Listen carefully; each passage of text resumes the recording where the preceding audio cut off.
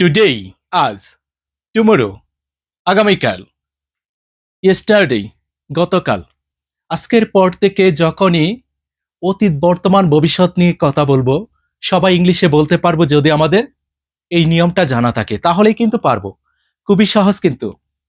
Today, আজ, tomorrow, আগামীকাল, yesterday, গতকাল। এই তিনটি সময় নিয়ে আমাদের জীবনটা। এই তিনটি সময় নিয়ে আজকে আমরা শিখব কি? ইংলিশ। কিভাবে অতি সহজ ইংলিশটা বলতে পারি, ইংলিশটা বানাতে পারি, এবং সেটা কিভাবে সবাই করতে পারি সেটাই জানবো। ওকে? আই ডু, আমি করি। আমি করি, আমি যাই, আমি ঘুমাই, আমি ভাত খাই, এই ধরনের যত কথা বলি বর্তমানে, শুরুতে সাবজেক্ট। যে কাজটা করে তাকে শুরুতে বলবো, তারপরে যে কোনো একটি ভার্বের শুধু প্রেজেন্ট রূপটা যদি বলতে পারি তাহলেই হবে। শুরুতে সাবজেক্ট, তারপর যে কোনো ভার্বের প্রেজেন্ট রূপটা, তাহলেই কিন্তু হয়ে যাবে।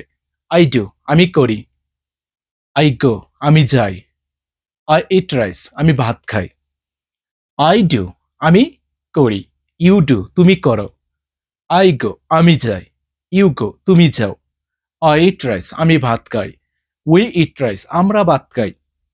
এই কাজগুলি কি আজকে করি, বর্তমানে।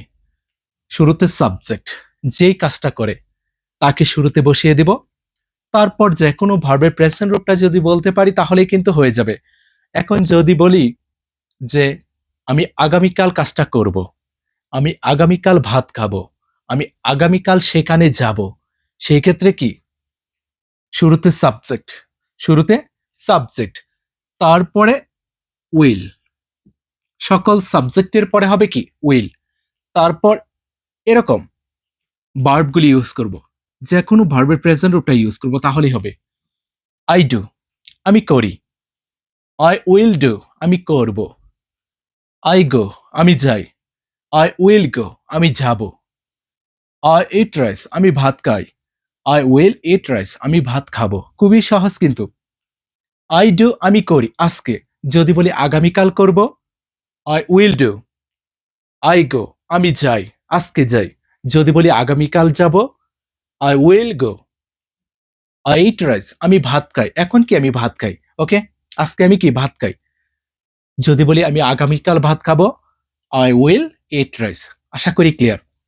এখন যদি বলি এই কাজগুলি কি আমি অতীতে করেছিলাম, আমি কি অতীতে করেছিলাম, আমি অতীতে গিয়েছিলাম কোন একটি কাজ, যে কোনো একটি কাজ কি আগে করেছিলাম, সেই ক্ষেত্রে শুরুতে সাবজেক্ট, শুরুতে সাবজেক্ট, তারপর যে কোনো ভার্বের শুধু ফার্স্ট রূপটা যদি বলতে পারি তাহলেই হবে।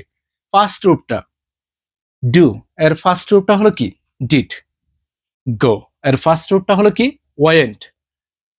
ইট, এর ফার্স্ট রূপটা হলো কি? এইট। ক্লিয়ার? আই ডু, আমি করি। আই উইল ডু, আমি করব। এখন যদি বলি আমি করেছিলাম গতকাল, সেই ক্ষেত্রে I did. I did. I did, আমি করেছিলাম। আই উইল ডু, আমি করব। আই ডু, আমি করি। আই গো, আমি যাই। আই উইল গো, আমি যাব। আমি গিয়েছিলাম। I went. গো এর ফার্স্ট রূপটা হবে কি? ওয়েন্ট। এই বিষয়টা শুধু আমাদের মনে রাখতে হবে। শুরুতে সাবজেক্ট, যে কাজটা করেছিল তাকে শুরুতে বলবো, তারপরে যে কোনো ভার্বে যে ফার্স্ট রূপটা রয়েছে সেটা যদি বলতে পারি তাহলেই হবে। আই ইট রাইস, আমি ভাত খাই।